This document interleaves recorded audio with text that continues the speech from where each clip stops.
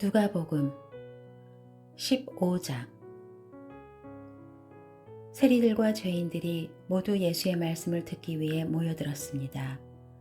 그러자 바리새파 사람들과 율법학자들이 크게 웅성거리기 시작했습니다.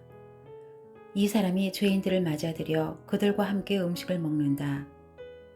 그러자 예수께서 그들에게 이런 비유를 들려주셨습니다. 너희 중 누가 100마리의 양을 가지고 있었는데 그 중 한 마리를 잃어버렸다고 하자. 그러면 99마리의 양을 들판에 두고 그 잃어버린 양 한 마리를 찾을 때까지 찾아다니지 않겠느냐. 그리고 양을 찾게 되면 기뻐하며 양을 어깨에 메고 집에 와서 친구들과 이웃을 불러 모아 나와 함께 기뻐해 주십시오. 잃어버린 내 양을 찾았습니다. 라고 할 것이다. 내가 너희에게 말한다. 이와 같이 하늘에서는 회개할 필요 없는 의인 99명보다 회개하는 죄인 1명을 두고 더 기뻐할 것이다. 어떤 여자가 10개의 드라크마 동전을 가지고 있다가 그 중 하나를 잃어버렸다고 하자. 여인이 등불을 켜고 집안을 쓸며 동전을 찾을 때까지 샅샅이 뒤지지 않겠느냐. 그리고 동전을 찾게 되면 친구들과 이웃을 불러 모아 나와 함께 기뻐해 주십시오. 내가 잃어버린 동전을 찾았습니다. 라고 할 것이다. 내가 너희에게 말한다. 이와 같이 회개하는 죄인 한 사람을 두고 하나님의 천사들이 기뻐할 것이다. 예수께서 말씀하셨습니다. 어떤 사람에게 2 아들이 있었다. 작은 아들이 아버지에게 말했다.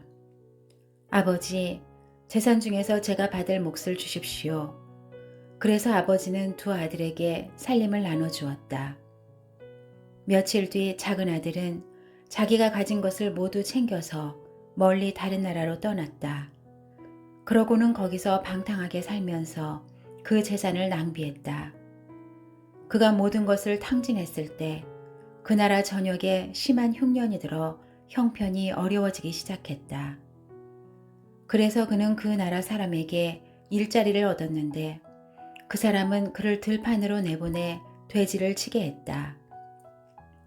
그는 돼지가 먹는 쥐엄나무 열매로라도 배를 채우고 싶었지만 그것마저 주는 사람이 없었다.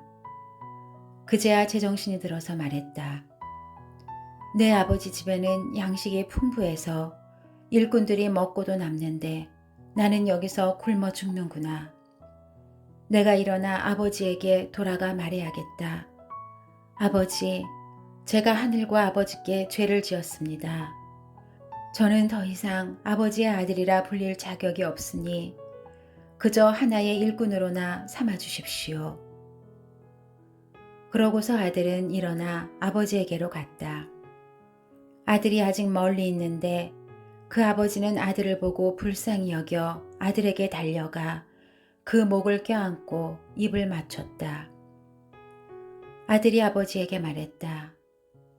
아버지, 제가 하늘과 아버지께 죄를 지었습니다. 이제 아들이라고 불릴 자격도 없습니다. 그러나 아버지는 종들에게 말했다. 어서 가장 좋은 옷을 가져와 이 아이에게 입혀라. 손가락에 반지를 끼우고 발에 신을 신겨라. 살진 송아지를 끌어다 잡아라. 잔치를 벌이고 즐기자. 내 아들이 죽었다가 다시 살아났다. 이 아들을 잃었다가 이제 찾았다. 이렇게 그들은 잔치를 벌이기 시작했다. 그런데 큰아들은 들에 나가 있었다. 그가 집 가까이에 이르렀을 때 음악과 춤추는 소리가 들렸다. 그래서 하인 하나를 불러 무슨 일인지 물어보았다. 하인이 대답했다. 동생이 왔습니다.